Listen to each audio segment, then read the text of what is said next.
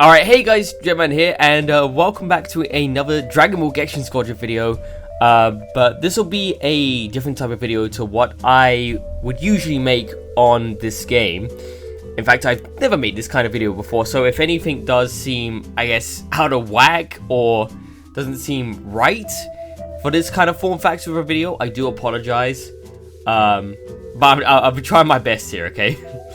But basically, what I wanted to go over is the current state of the game, my opinions on said state, why people are leaving the game, why they aren't happy with the current state of the game, and just giving my overall thoughts and opinions. So let's get to the first topic. The one thing I feel like I do have to mention is that this game is not a gacha game, okay? I've seen a few people get this confused. The only gacha stuff in the game is to do with cosmetics. With the characters themselves, you can get most of them for free. The only ones you actually have to buy for crystals are the newest ones. The rest you can get for free, okay? Now, the first thing I want to go over is arguably the most important thing for most people, and that is the balancing. And where better to start with the balancing than with the characters themselves. Now, we are currently up to Season 5 for this game. I don't know if anything will change in the future. We'll just have to wait and see from when I make this video. But as far as I'm aware, every season has had at least one character that has been a major problem when it comes to the balancing of the game. With Season 4 arguably being the least balanced those characters have been, with Super Saiyan God Vegeta and Kid Buu. It even comes to a point at times where not choosing those characters could be considered throwing in the match. And if you just wanted to have fun using some other characters, like some off-tank that doesn't really get used, like Cell for example, or Zamasu, you'd have to end up contending with a Super Saiyan God Vegeta that is just better than them in every single way.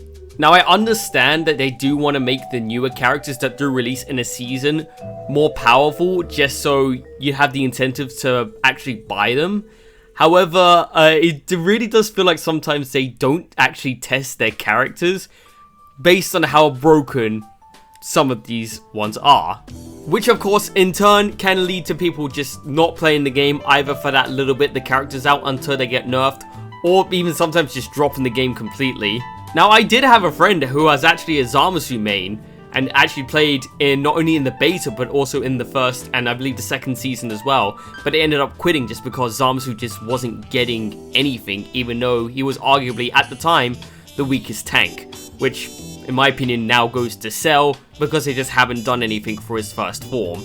Now, I know I'm focusing a lot on the tanks here, but that just for the most part feels like where the balancing affects the most. Though, technical also has been affected quite a lot, with the likes of Kid Buu basically being better than every other technical in the game, maybe apart from someone like Hit, who has kind of a specialized playstyle in general anyway. This next section will be a bit more generalized with the balancing, and it will be stuff like the Divine Draws, the bosses on the map, and also stuff like the God Towers and the Dragon Shell. A couple of things that I will mention but not go over as much will be the Divine Combo cards and also the God Towers, with the Divine Combo cards already being kind of addressed at this moment in time, at least in my opinion, it has been. But in the past, cards like Super Snowball and also Build Up were some of the most powerful ones and arguably the best ones to use. And you shouldn't use any other tier ones over that unless maybe you're Hit and you want to rat and use Gekishin High. But the other thing is also the God Towers. Now, more recently, as we're recording this, they have addressed God Tower balancing. And at the very least, they've either made the God Tower larger or smaller, depending on if you're on the top lane or bottom lane. But I guess the main thing for me would be the chip damage you can do on the God Towers. Now, as you know, the main form of attacking the God Towers in this game, after the beta that is by using your Gekishin Burst on the God Towers to damage them when Zeno is at the tower, which your enemy can interrupt if they manage to attack you. But this doesn't stop all of the damage from going through, since you're guaranteed at least a tiny bit of chip damage if you even as so much initiate the Gekishin Burst. Now, this is pretty negligible in the early game since you're not doing that much damage with your Gekishin Bursts, but it can be pretty major in the late game, and it can even lead you to losing, or winning matches for that matter, in the later game. This is especially if one side, for example, has 2 of their god towers still up, but the other side only has 1 up. All one person needs to do is just constantly go over, do some chip damage, as long as the other team can also defend their tower good enough, so if they attack, they can just keep chipping the tower down until it just completely gets destroyed, with almost no way of stopping it unless you keep forcibly moving them off the tower. A change for this, in my opinion, should be if they press the button to charge the Gekishin burst and get hit immediately, they should be doing no damage to the tower. Only if it reaches halfway should any damage be done. But now, what about the Dragon Shell, you may ask, or may not? After all, when all the god towers are destroyed, the Dragon Shell is the final obstacle. To which I say the Dragon Shell is way too goddamn vulnerable. There isn't very many circumstances where you can come back from a game if all of your god towers have been destroyed and your Dragon Shell has exposed, and they even have at least 1 tower up, unless you team wipe them or near team wipe them but have more people alive on your team than theirs. It does bring to question why the Dragon Shell doesn't have at least as much health as a god tower, or as a boss for that matter, or why even the gods that are sitting at the Dragon Shell don't attack the people trying to attack the Dragon Shell. Think about any other MOBA game that would exist. The final tower is the tower you need to destroy to win the game, and usually that tower is very tough to take down and will also attack back. Gekishin has none of that. Now, I understand when it goes to the end game, when Zeno just destroys everything, when it's fully exposed and nothing can stop it then, that's fair game. But as a baseline, when that's not happening, the Dragon Shell is just way too weak, way too vulnerable, and definitely needs a big health boost, and maybe even something else to make it so a comeback is actually possible from the other team, especially if the Dragon Shell is destroyed. Like, for example, make it so you have to hold down the button for like a second to pick up the Dragon Ball. You can't just go over to it and just click it. Another thing, of course, to go over is the Divine Draws. This, I'd say, is also a big contributing factor to why people don't really want to play this game, because this is forced upon them on every single match unless they're playing a side mode. And boy, let me tell you, some of these Divine Draws have been pretty awful in the past. I think the main ones that people would point to is the EXL Juniors from Season 1 and the Squeaky Wallhammers from Season 4. These 2 Divine Draws are perfect examples of ones that people just flat out do not want to play with. I saw it myself a good few times that people literally just dodge matches when they see those Divine Draws. The EXL Juniors in Season 1 just allowed you or the enemy to gain a major advantage over the other if you manage to steal their EXL Junior and then maybe even secure yours. This is also considering that back then, they hadn't adjusted the enemy placement like they have now, so if you were able to hold down the middle, that's it, the match was basically done, or at least that lane was pretty much done there and then. And then the Squeaky Wallhammer, both DPS on both sides would run Raging Metallic, they'll break open one of the walls or buildings to get a Squeaky Hammer, and what it would lead to is both characters on that lane just rushing to the enemy's god tower and basically just getting free damage off on it. And at the time before it did get nerfed, you were basically doing end game chip damage to the god towers right at the beginning of the game.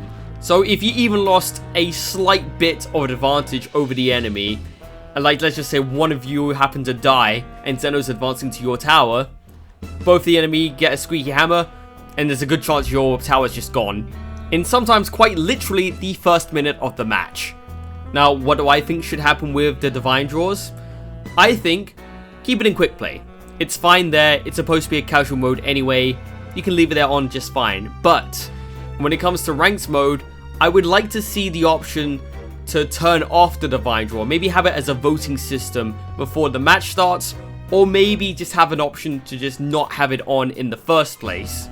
That way, the people who do want to play with Divine Draws, who take the game a little bit less seriously in ranked mode, can do that, and the people who don't want them in can also have that, or maybe have the option to ban certain Divine Draws from even appearing in the first place. That way, if you are going to force the Divine Draws on us, we can at least have a little bit more control over it, and then the developers can see what Divine Draw has been banned the most, they can figure out why it's been banned the most, maybe watch people's gameplays, of it, or experiment from the cells why that's the one that's been banned the most, and adjust it accordingly, or rotate it out for another divine draw. The very last and final thing with the balancing I want to go over is the bosses. Now, as individuals, I do not have a problem with any of the bosses themselves. They are fine, at least to me anyway. But the one thing that I need to address is Triple Boss. Which, if you don't know what Triple Boss is or does, if one team is able to KO at least 3 bosses, so all they need to do is just get the final hit on 3 of them, both of the Zenos will team up on one of the lanes on the side that got all 3 bosses and only go for the enemy's towers. They last, I believe, for about 40 seconds before they reset to what they originally were before. But I think the main problem I have with Triple Boss is the decrease in spawn timer for the team that managed to obtain it. May I ask why? Why is this a thing that the team can get? Because if you're already losing and the enemy gets Triple Boss, that's double wraps right there most likely. But on the offhand, if you're completely dominating the other team when it comes to the towers, but then they end up getting Triple Boss, you knock them out, they're coming right back, and you may be like a couple of teammates down, and they all just come right back. They can potentially kill the rest of you, get a full team wipe, and that's it. The game's basically done there. Now you may be saying, Dread, surely it's not that bad with how much the time has been decreased. Yeah, it's about 5 seconds. It's that short. No matter how late game you are, your team's or the enemy team's respawn timer, if you get Triple Boss, will go down to about 5 seconds. To which there's basically no punishment if you try to get greedy with the boss to try and get Triple Boss. More often than not, I just see surrenders from teams right off the rip as soon as Triple Boss gets initiated because they just don't want to deal with it because it's just that bad. Which I do understand, but the only thing I do want them to change is the respawn timer when they get Triple Boss, because that is just a little bit too much. As a side note, I really want them to bring back the Great 8 boss that was in the beta. That was so much fun to fight, and just have a big thing in the middle that everyone converges on. Though, I do understand why they did remove it, because it was too overpowered for the team that were to get it. With some adjustments, it can make a great comeback, or maybe it can even get put into a separate mode altogether. Which, speaking of game modes, I think that's another good thing to go over next. And that is, I don't think we have enough game modes. And while yes, we do have 4 game modes in the form of Land Grab, Finders Keepers, Veggie Battle, and Sword Delivery, one of the things is that each game mode rotates out every week, which if you ask me, why not just have all of them on at once? It could give you more variety to do if you wanted to do more variety instead of just having only one other thing to do. But also, let's get another game mode in, like in ARAM for example in League of Legends, where there's just 1 lane and 2 towers for example, or 3, going off of Gekishin's balancing. Considering Gekishin's very quick nature already, probably the fastest MOBA game you will find, I think a game mode, or an ARAM-like game mode, would be perfect for it. What do you think about other game modes they could add to this game? Let me know in the comments down below. There's not really much else to say about the game modes for Gekishin, apart from don't have the game modes rotating, and just add a few more. Alright, next thing that I want to talk about is to do with the AI in the game. Now what Gekishin have done is they take, from what I remember, is they take existing usernames that already are on the game, put them onto a bot, and then just send them out into battle with you. Now this is fine to do for quick play if you just need to fill up some slots for the game, but the problem is they also appear in ranked battle, and it's very obvious when they're a bot as well because of their particular movement that they would have at the start of the game, or maybe their pings that they have, since bots would only ping the god towers, and it's when Zeno is on them. And from what I've seen, you're not going to be stopping seeing these bots until you reach around mid B rank, I believe. So if you're low B and below, and you saw that a teammate was just absolutely awful on your team, or making plays that were just so absurd that you'd think they're a bot, well, I have news for you, they probably were a bot. So I really hope the team over at Gekishin can at least remove the bots from ranked mode, since it can be very frustrating being with them and them just making the dumbest plays. Like, they hardly go for bosses for one thing. They said they changed up the behavior of the bots, and I haven't really noticed what they've changed up. In fact, sometimes they seem dumber than they were before. But please, Gekishin, if you are going to constantly have bots in our ranked games, at least tell us who's the bot. Just put, you know, bot next to the name. Just put the character's name and put bot in parentheses or something, so we know that they are a bot. And then probably disable the use of the parentheses bot in people's names, just like how Treyarch, for example, do in their COD games. They disable the clan tag 3arc, so you know specifically who are bots. That way, at least we can try and at least somewhat play around our bots. Though the better solution would be to just remove them entirely if you're above at least D rank. Alright, next up that I want to talk about is the bugs. There's not much to discuss about the bugs, other than that they don't seem to really be able to sort them quick enough, or at least they persist throughout some of the seasons. So if you remember, there was error code 0. That was probably the main bug that would happen, where it would kick you out mid-game, give you error code 0, and would not allow you to join back in the game. And from what I remember as well, it affected everyone in the lobby, apart from the AIs, because obviously the AI don't get affected by that. Meaning, it was just basically down to the AI, whether you win or lose the game, or just down to chance, really. I'm not even exaggerating in saying that I have gotten error code 0 on a match we've been thoroughly winning, and we were about to win, basically. And then, when we loaded back in finally after the game led us, it said we lost. And yes, I still lost points for it. Now, I haven't seen that bug in a while, but there have been a couple of reports from what I've seen to where people have had it occasionally, but it might not be as bad as before.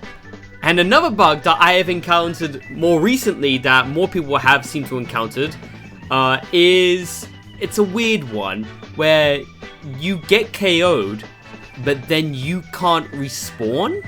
I'll have a clip on the screen right now when this happened to be on stream, by the way. And the timer will basically go down to 0, but you won't be respawned. It will act like you're still dead, but your icon will still be where you died on the map. No! They thought they fixed this! I'm glitched! I'm fucked!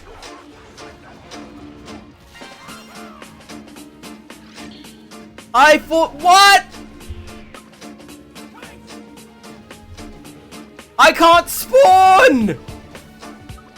I thought they fixed this! Can I not be permanently dead, please?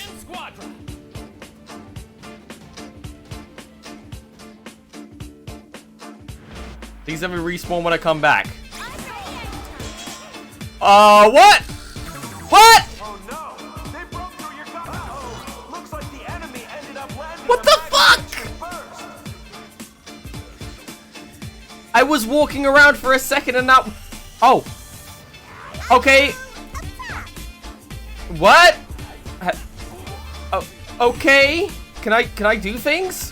I'm running around here.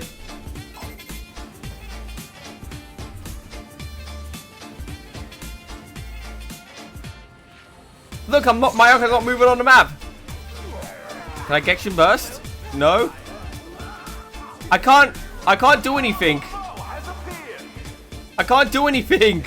So yeah, even reloading the game didn't even help in that situation either. I was up and walking about, but I couldn't interact with anything, nor could anyone interact with me.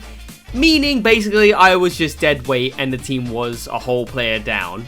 On the flip side, I even, literally on the same day, I saw that happen to an enemy as well. Oh. They got KO'd, they weren't able to respawn, but I was able to see them walking about, and they weren't able to actually interact with anything at all. Nice, there we go.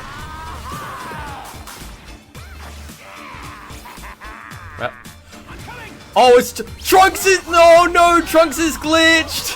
Oh no, Trunks. He's having the glitch. Oh no, he's not able to play the game. They're essentially a teammate down now. Which, funnily enough, both occasions when this happened, I killed the enemy using Kid Boo's skill 2, and I killed him with the first hit. So, might want to look into that. That seems to be the cause. It's happened twice. It's happened consistently.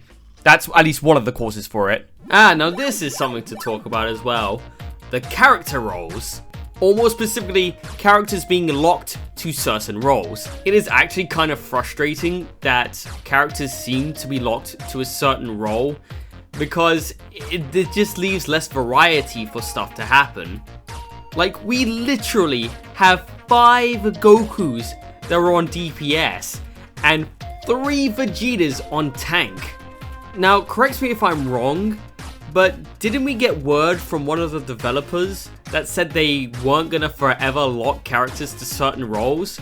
Because they've honestly seemed to have lied, since they said this before Season 5 came out, which, once again, we have 2 characters that were on that role previously that are on the same role, being Final Form Frieza and Kid Goku, who are each technical and DPS respectively. I guess at this point this is just a plea.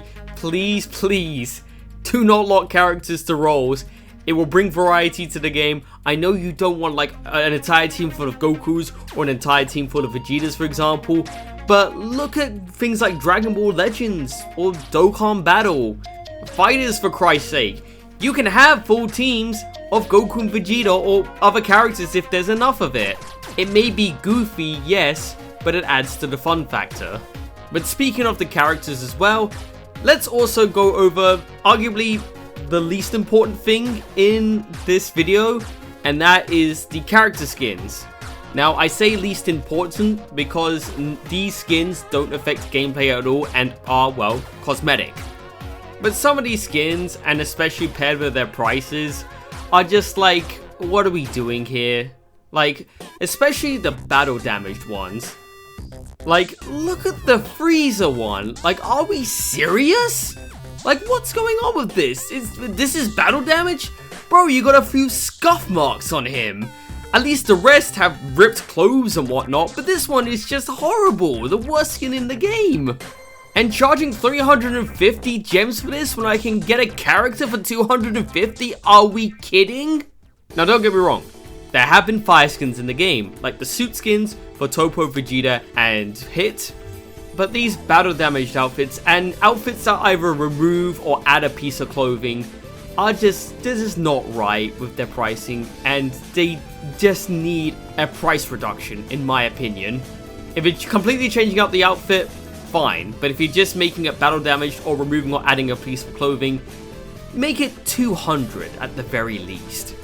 Or an even better idea, put the battle damaged outfits behind challenges, or a challenge, like for example, play 100 battles with that character, because then it would make sense in the context of the battle damaged character, and also it's a reward for dedicating that amount of time to playing that certain character. I suppose this is also a good time to mention the battle pass as well. Now, you spend 250 gems to buy the battle pass, and usually you'd expect to get the same amount of gems that you got back from the battle pass that you spent. And do you want to know how much you get? 200.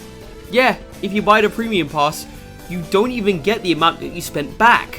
In fact, you lose 50 gems, which, if you ask me, if they were to give you the amount of gems that you spent back, maybe even just a tiny bit more, to which I'm not counting those weekly challenges either, to where you get 5 gems per challenge, because they don't count, they're not part of the pass. It would not only incentivize people to want to buy their premium pass a little bit more, but it's just good business in general, because they're seeing that you actually get proper value from getting the premium pass every time. It's like what Fortnite would do. Well, I don't know if it still does it might not do it now, but at least when I played it before, you would spend 950 V-Bucks, I know it's gone up to 1,000 now, and you'd get at least 300 more than what you paid for, making it so you can get the next premium battle pass, and maybe another little something in the future with the amount you can save up. It incentivizes people to actually spend time playing the game. since they know if they get max rewards, they can buy the premium battle pass all over again. I get that they need a way to make their profits and everything, but this is just a good thing to do for the game and for business practices itself. And last but not least that I want to talk about today in this video is the Creator Program. Now, I am lucky enough to be a part of Dragon Ball Gekishin Squadra's Creator Program, which, if you know anything about Creator Programs, you know about exclusive privileges that those creators would be able to get. But unfortunately, the Creator Program at this current time is kind of lacking in giving to the creators that are in said program. Currently, the only things that we have benefited from the Creator Program is the one time where we did get Twitch exclusive drops, which that went so well for us, and I've hoped that they would do it again, which they haven't done since. And also early access into looking at a character's animations and skins. And that's pretty much it. There's not really much else we've been given, which, according to other creators that are in the program, that have been in other programs, since this is the first one I've been in, considering, you know, my size that I am, with not being the biggest channel in the world on YouTube or even Twitch's side, which Twitch I use more often. But those others have said that this program has been the most lacking they've been in, and for good reason. For the things I've just listed off, they've not hardly given us anything. That being said, they did give us all a message in the exclusive Discord server that we're in, that they are looking into giving us proper benefits for the program, which they said they're aiming to do by the end of June. So hopefully they actually follow through on their word and we actually get something from it, and fun things start to happen then. So, operations team over in the creator Discord for Gekishin Squadra, please, I hope you don't let us down. But not all has been doom and gloom, since I have at least been able to participate in a creator tournament that did happen a while ago now, which I did stream live on my Twitch, though I didn't actually end up making that into a video or whatever. But if you want to see part of that tournament, go check out the homie Globku's video on it. We had a lot of fun, and hey, I helped level up his game, so shout out to you, homie. I'll be sure to put that in the description down below. I just want to add real quick, while looking at this gameplay here, man, the game looks different from when we played in that tournament to now. I mean, the map's looking different, the enemy placement's looking different. It's, yeah, it's weird. And I think that's about it. I've pretty much talked about all of the talking points I wanted to get to. And hopefully I've been able to articulate all my points well enough. And once again, I've never done a video like this before, so if anything does seem out of place or if anything does seem wrong, then I do apologize for that. But, you know, you can let me know on things I need to improve in the comments down below. To which, if I did end up missing anything as well, you can also let me know down there, and we could probably have a nice discussion about it. But if you did enjoy this video, just let me know. Either hit that like button down below, or, you know, you can just let me know that you enjoyed it. You know, if this video gets enough attention, then maybe the team over at Gekishin will actually see this video and at least maybe change something from what I've said today, or at least acknowledge anything that I've said today. I suppose this might be a good time, since you're already this far into the video, to mention about my Twitch, that I mainly stream live over there. I stream there as often as I can. I don't just play Gekishin Squadra, I play a variety of games, such as the Far Cry series I'm going through currently, the Resident Evil series, modded Star Wars Battlefront 2, Sonic Racing Crossroads, Star Seeker as well, and just a whole bunch of other games. Who knows, I might even be streaming as you're watching this video right now, so I urge you to go check it out and maybe even drop a follow over there. But anyway, yeah, have yourselves a good one, and I'll see you for my next video of whatever I make here on YouTube, which will probably end up being another showcase for Gekishin. Or if you want to see it, I could also just do some other random content. Just let me know. But yeah, anyways, see ya!